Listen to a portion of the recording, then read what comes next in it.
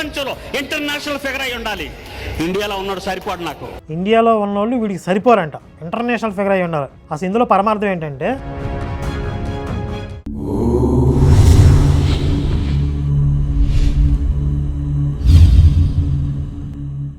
మనం అప్పుడప్పుడు కొన్ని పదాలు వింటూ ఉంటాం. కోతల రాయుడు, ఉత్తర కుమార ప్రగల్భాలు, అంటే పోస్కోలు కబుర్లు చెప్పే వాళ్ళని ఉద్దేశించి ఇలాంటి పదాలు వాడుతూ ఉంటారు. పాస్టర్లలో అయితే ఇలాంటి పోస్కోలు కబుర్లు చెప్పే వాళ్ళకి లెక్కే లేదు. అందులో అగ్రగణ్యుడు పిడి సుందర్రావు. ఈయన గారు ఒక వీడియో చూద్దాం.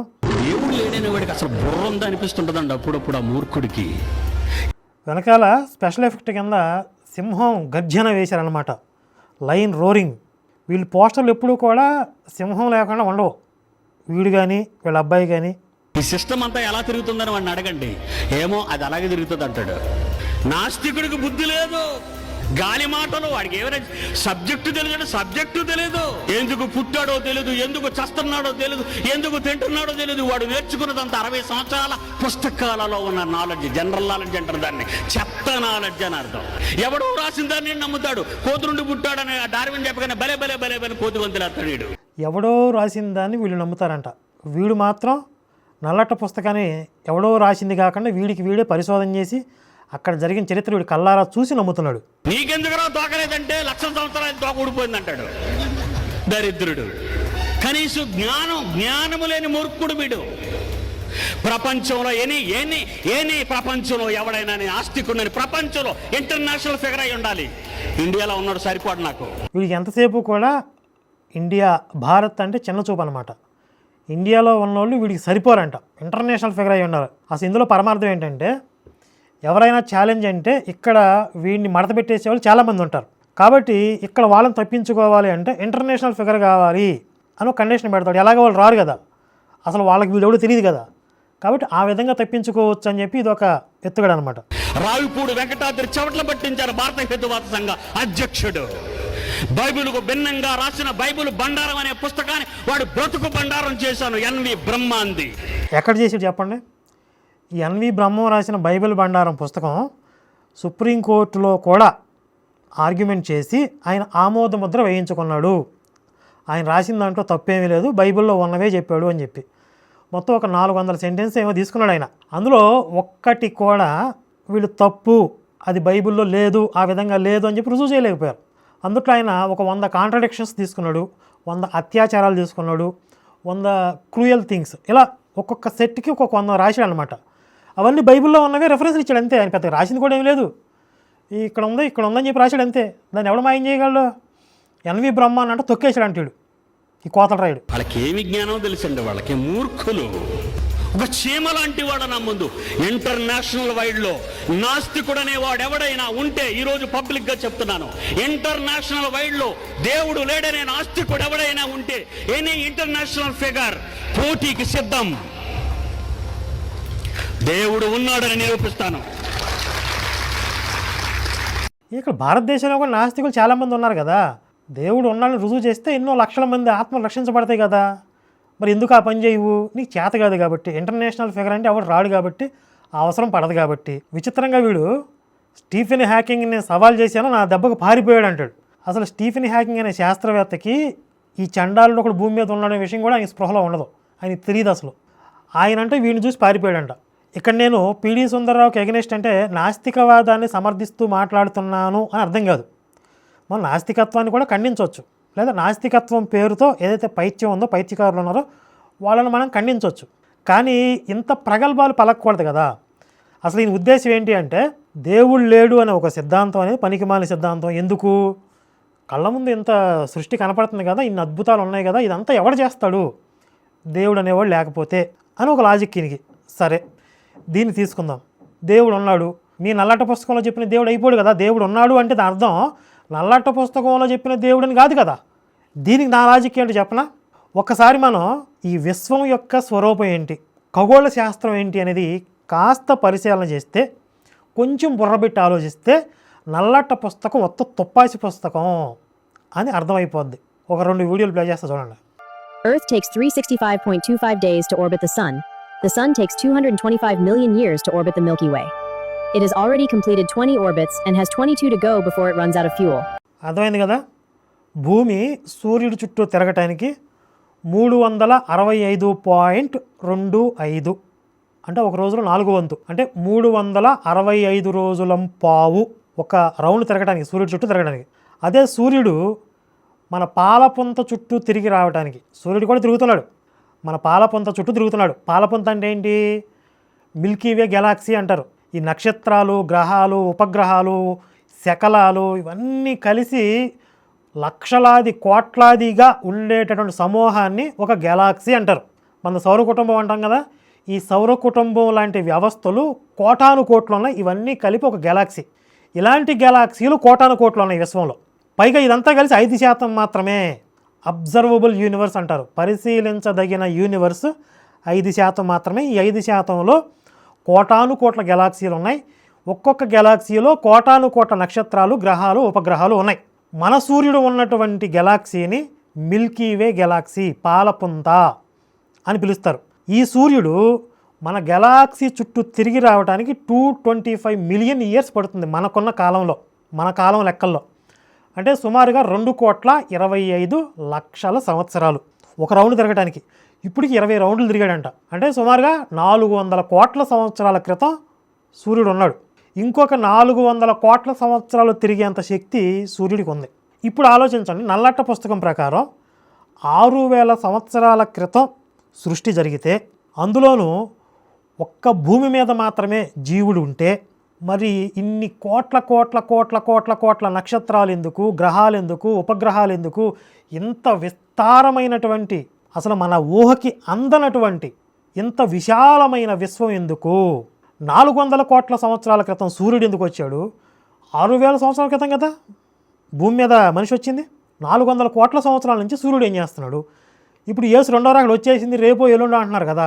ఇంకొక 400 కోట్ల సంవత్సరాలు తిరగగలిగేంత శక్తి సూర్యుడికి ఎందుకు ఉంది? ఇందులో ఎక్కడన్నా బైబిల్ దేవుడి యొక్క ఉద్దేశం, ఆ సర్వైవల్కి సంబంధించినటువంటి ఆయన ఉద్దేశం ఎక్కడన్నా కనపడుతుందా ఈ సృష్టికి సంబంధించి? నథింగ్ కదా. ఒక భూమి మీద మాత్రమే జీవం ఉంటే ఇంత కోటాను కోట్ల విశ్వం ఎందుకు? ఒక భూమి మీద మాత్రమే జీవాన్ని తయారు చేస్తే అసలు మనం లెక్క పెట్టలేనన్ని కోట్లు కోట్లు కోట్లు ఇన్ని గ్రహాలు ఎందుకు, నక్షత్రాలు ఎందుకు? అసలు ఈ విశ్వంలో మన భూమి యొక్క సైజు ఎంత అంటే, మొత్తం భూమి మీద ఉన్నటువంటి సముద్రంలో ఉన్న ఇసుక రాశి అంతటిని ఒక చోట పోస్తే అందులో ఒక చిన్న ఇసుక రేణువుని తీసుకుంటే ఎంత ఉంటుందో అంత పరిమాణంలో ఉంటుందని కూడా చెప్పలేం. భూమి మీద ఉన్నటువంటి ఇసుక రాశి మొత్తాన్ని ఒక చోట పోస్తే అందులో ఒక ఇసుక రేణువు అంత కూడా కాదు భూమి ఈ విశ్వంలో. మరి ఒక భూమి మీద జీవుని చేసినప్పుడు ఇంత పెద్ద విశ్వం ఎందుకు అంటున్నాను అంటే, నల్లట పుస్తకం ట్రాష్. మరి హిందుత్వం చెప్పిందా అంటే బ్రహ్మాండంగా చెప్పింది. అసలు ఈ విశ్వం యొక్క స్వరూపం గురించి హిందుత్వంలో శ్రీమద్ భాగవతంలో బ్రహ్మదేవుడు వర్ణిస్తాడు శ్రీకృష్ణుని స్తుతిస్తూ. ఆ సందర్భాన్ని వీడియో చేశాను. క్వే దృగ్విధా విగణితాండ పరాణుచర్య, ఈ లైన్ని జాగ్రత్తగా మీరు అర్థం చేసుకునే ప్రయత్నం చేయండి. క్వే దృగ్విధ అవిగణితాండ పరాణుచర్య వాతాధ్వరో మ వివరస్య చతే మహిత్వం. ఈ శ్లోకంలో పై 2 పాదాలు బ్రహ్మ తన గురించి తాను చెప్పుకున్నాడు, కింద 2 పాదాలు కృష్ణుడి గురించి చెప్పాడు. పై 2 పాదాలు తన గురించి ఏం చెప్పుకున్నాడు? తమస్సు, అహంకారము, అగ్ని, భూమి ఇలాంటి పదార్థాలతో నిర్మాణమైనటువంటి ఒక ఘటంలో 7 జానాల శరీరంతో నేనున్నాను. తర్వాత క్వే, నువ్వెక్కడున్నావు? దృగ్, నువ్వు ఎలా కనపడుతున్నావు? క్వే దృగ్విధావగణిత, అవగణిత లెక్కించలేనన్ని, అవగణిత అండ, అండ అంటే బ్రహ్మాండాలు. ఇంతమంది మనం చెప్పింది యూనివర్స్, లెక్కించలేనన్ని యూనివర్సులు, అన్ని బ్రహ్మాండాలు పర అణుచర్య. పర అణు అంటే ధూళి కణాల వలె, చర్య చరించుచున్నవి. ఎక్కడ? వాతాధ్వరోమ వివరస్య, నీ రోమకోపాల నుండి, నీ శరీరంలో ఉన్నటువంటి రోమకోపాల నుండి అనేక బ్రహ్మాండాలు, అనేక యూనివర్సులు పుట్టుకొస్తూ ఉన్నాయి. ఇవి మనం ఒక భూతత్వంలోంచి, ఒక గవాక్షంలోంచి చూస్తుంటే సూర్యుడు కాంతితో కలిసిన ధూళి కణాలు చిన్న చిన్న అణువుల్లాగా తేలుతున్నట్లు కనపడతాయి. అలా నీ రోమకోపాల నుండి అనేక బ్రహ్మాండాలు, యూనివర్సులు పుట్టుకొస్తూ ఉన్నాయి, కొన్ని నశించిపోతూ ఉన్నాయి. ఇదే విషయాన్ని మనకి భగవద్గీతలో శ్రీకృష్ణుడు కూడా చెప్తాడు. అనంతమైనటువంటి బ్రహ్మాండాలు అనేకం నా నుంచి జనిస్తూ ఉంటాయి.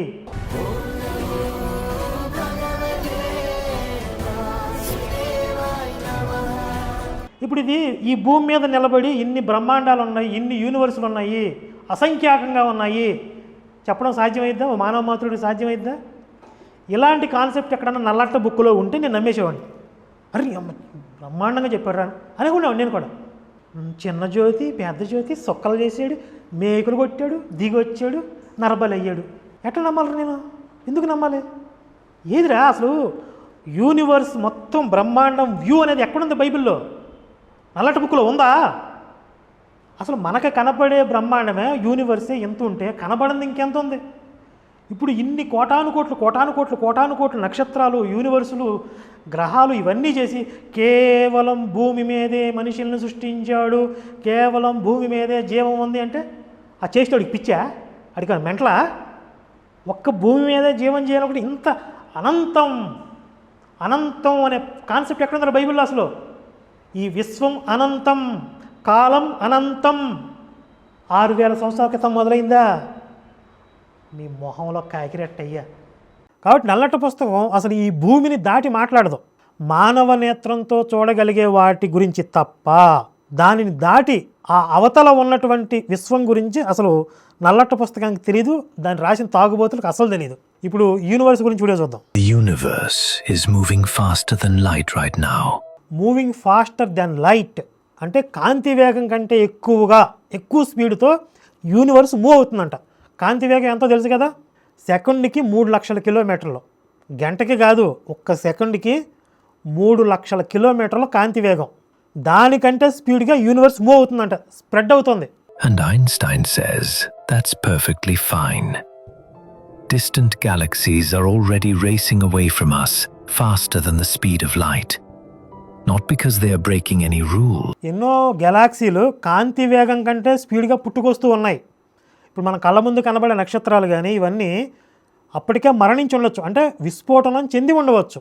కానీ వాటి కాంతి మనకు చేరటానికి కొన్ని లక్షల సంవత్సరాలు పడుతుంది. కాబట్టి ఇప్పుడు మన కళ్ళ ముందు కనబడే నక్షత్రాలు కొన్ని కోట్ల సంవత్సరాల క్రితం పూర్వం ఉనికిలో ఉన్నవి. ఇప్పుడు మన కళ్ళకు కనబడుతున్నాయి. కొన్ని లక్షల సంవత్సరాల తర్వాత అవి మాయమైపోతూ ఉంటాయి.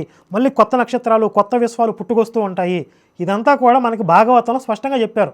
బ్రహ్మ చెప్తాడు కదా, శ్రీకృష్ణుని యొక్క శరీరం నుండి గవాక్షంలో ధూళి రేణువులు రేగినట్లుగా ఆయన శరీరంలో ఉన్నటువంటి రోమకోపాల నుండి అనేక అండాలు, బ్రహ్మాండాలు పుట్టుకొస్తూ ఉన్నాయి. ఈరోజు ఆధునిక సైన్స్ ఏదైతే విశ్వం గురించి చెప్పిందో ఇది మొత్తం స్పష్టంగా కేవలం హిందుత్వం మాత్రమే చెప్పింది. ఏ పాషాండ మతాలు చెప్పలేదు. The observable universe stretches about 45 billion light years in every direction. మనం పరిశీలించేటటువంటి ఈ విశ్వం ఎంత డిస్టెన్స్ ఉంది అంటే 45 బిలియన్ లైట్ ఇయర్స్. 45 బిలియన్ అంటే 100 కోట్లు, అంటే 4500 కోట్ల కాంతి సంవత్సరాలు. మీకు అర్థమైందా? 4500 కోట్ల కాంతి సంవత్సరాలు అంత దూరం విస్తరించి ఉంది. ఇప్పుడు మనం పరిశీలించే విశ్వం, మనకి తెలియని కనపడిన విశ్వం ఇంకెంతుందో తెలియదు అసలు. ఈ విశ్వం యొక్క స్వరూపం అనేది మన ఊహకి అందనిది. ఇప్పుడు నల్లట పుస్తకం సరిపోతుంది ఇక్కడ. ఇప్పుడు పిడి సుందరం ఏమంటున్నాడు?